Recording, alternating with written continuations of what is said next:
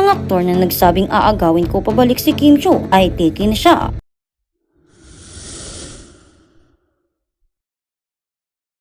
Kung bago ka lang sa channel na ito, huwag kalimutang mag-like, share, comment, and subscribe. At huwag kalimutang pindutin ang notification bell icon para maging updated ka sa bawat upload nating video. Sino ang aktor na ito at bakit niya hinahabol si Kim Chiu habang buntis ito sa anak ni Paolo Avellino? Magugulat kayo. Muling uminit ang usapan tungkol sa love life ni Kim Chiu. Muling naging sentro ng atensyon ng mga netizen ang buhay pag-ibig ng kapamilya aktres na si Kim Chiu matapos balikan ng isang nakakilig na pahayag mula sa aktor na si Enchong-di. Sa gitna ng mga pagbabago sa personal na buhay ng aktres, muling nabuhay ang interes ng publiko sa posibilidad na magkakaroon ng panibagong kabanata, ang isang matagal nang napag-usapang tambalan sa mundo ng showbiz. Para sa maraming tagahanga, hindi na bago ang pangalan ni Enchong kapag pinag-uusapan ang mga taong naging malapit kay Kim Chiu. Sa loob ng maraming taon na nanatiling matatag ang kanilang pagkakaibigan, dahilan upang muling mapansin ng publiko ang mga dating pahayag ng aktor tungkol sa kanyang paghanga sa aktres. Sa isang naging panayam sa programang Magandang Buhay, naging bukas si Enchong-di tungkol sa isang bagay na matagal na pinag-uusapan ng kanilang mga tagahanga. Inamin ng aktor na noong mga panahong madalas silang magkasama sa mga proyekto. Muntik na niyang ligawan si Kim Chiu. Ayon sa kanyang mga pahayag, alam mismo ni Kim ang naging damdamin niya noon dahil matagal silang magkakilala. Nagiging bahagi na rin ng kanilang biruan ang pagbalik sa mga kwento tungkol sa nakaraan. Minsan pa raw ay tinutokso ni Enchong ang aktres at tinatawag itong kanyang dream girl. Bagamat maaaring biro na lamang ito para sa kanilang dalawa, agad namang napansin ng mga tagahanga ang posibilidad na may tunay na paghanga talaga ang aktor kay Kim noong mga panahong iyon. 15 taon nang magkakaibigan sina Kim at Enchong. Isa sa mga dahilan kung bakit muling naging mainit ang usapan ay ang napakatagal ng samahan ni Kim at Enchong. Nagsimula ang kanilang pagkakakilala at pagiging malapit nang magkasama sila sa My Girl noong 2008. Sa paglipas ng mga taon, marami ang nagbago sa kanilang mga buhay at karera. Dumaan sila sa iba't ibang proyekto, relasyon at personal na pagsubok. Ngunit nananatili pa rin ang kanilang magandang pagkakaibigan.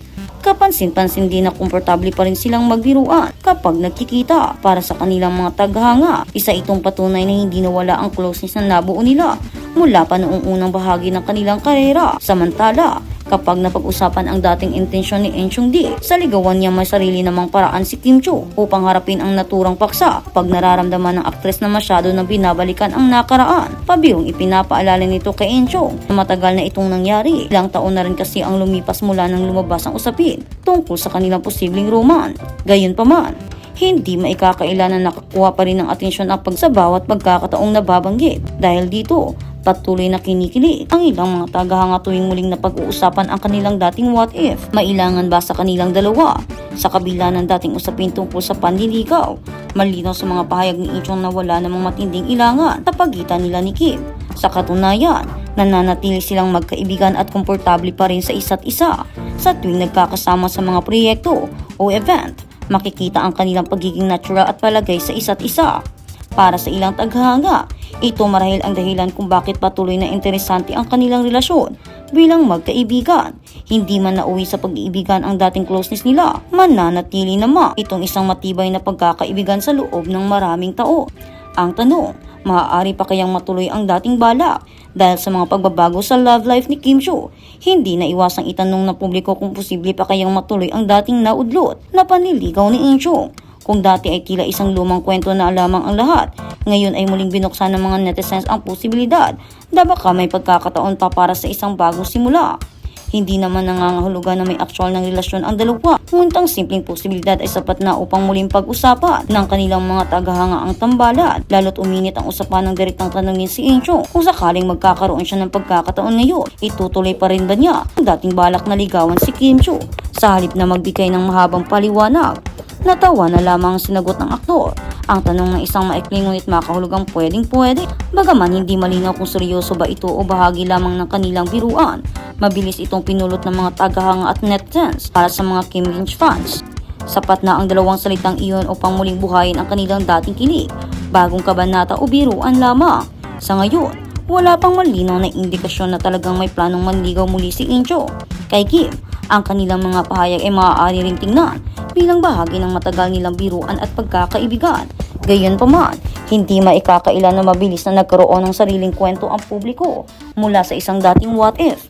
Biglang naging tanong sa mga tagahanga kung maaari bang magkaroon na pagkakataon ang dalawang matagal ng magkaibigan na magigigit pa rito sa huli.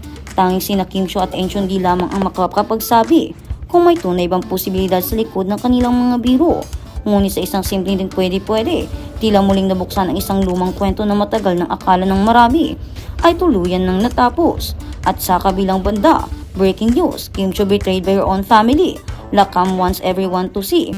Muling uminit ang mundo ng showbiz matapos kumalat ang usap-usapang umano'y lumalayo na ito malalapit na kaibigan ni Kim Chiu dahil sa controversial na legal na laban na kisasangkutan ng kanyang kapatid na si Lee Kam Chiu. Dahil dito, muling napunta sa sentro ng atensyon ang personal na buhay ng aktres. Kasong isinampal laban sa sariling kapatid. Matatanda ang naiulat sa naghain si Kim Chiu ng kasong qualified thief laban kay Kim at Lakam. Mula nung lumabas ang balita, naging mainit na usap-usapan ito at diskusyon tungkol sa naging desisyon ng aktres na nadalhin sa legal na proseso ang isang problemang may kinalaman ng loob mismo ng kanilang pamilya. May ilang netizens na nagtatanong kung bakit hindi na lang muna ito inaayos na pribado, habang iba naman ay nagsasabing maaaring may dahilan si Kim na hindi alam ng publiko. Nakatulalang Chris Lawrence, hindi na nakapagsalita nang harapan niyang masaksihan ang nakakagimbal na kaseksihan ni Katrina Halili sa isang malaking gabi. Ang atensyon ng lahat sa prestihiyosong Maddox Jewelry Fashion Show. Matagal na panahong hindi nasilayan sa entablado ng pagrarampa ang tinaguri ang pambansang palaban pagdating sa kaseksihan. Ngunit ang muli siyang tumuntong sa harap ng nakasisilaw ng mga ilaw. Tila huminto ang mundo ng bawat manonood. Ang muling pagbabalik ni Katrina Halili sa pagrampa ay hindi lamang naging isang simpleng pagpapakita ng kagandahan, kundi isang sumasabog na patunay na nanatili siyang reyna ng entablado. Isa kang ganapang nag-iwan ng matinding marka lalo na sa isang sikat na personalidad na hindi kinayang itago ang kanyang matinding reaksyon. Bago pa man magsimula ang nasabing kaganapan, ramdam na ang matinding pananabik at tensyon sa loob ng pasilidad. Binalot umano ng kaba ang aktres dahil sa tagal na panahong hindi niya naranasang maglakad sa harap ng napakaraming mapanuring mata, kung saan ang huling malaking pag-aarangkada pa niya noong mga nakaraang malaking event, patulad ng sikat na bench fashion show. Ngunit nagtuluyan na siya. Nawala ang lahat ng kaba at napalitan ito ng isang nag-aapoy na presensya na bumalot sa buong bulwagan. Ang bawat takbang ni Katrina Halili ay nag-uumapaw sa kumpiyansa at alindong suot ng mga nagkikislapang alahas na tila naging palamuti lamang dahil ang tunay na nagniningning ay ang kanyang walang kupas o kakupas-kupas na pangangatawan na sa kalagitnaan ng nakakabinging hiyawan at palakpakan ng mga panauhin. Isang particular na reaksyon ang mabilis na nakapokus sa atensyon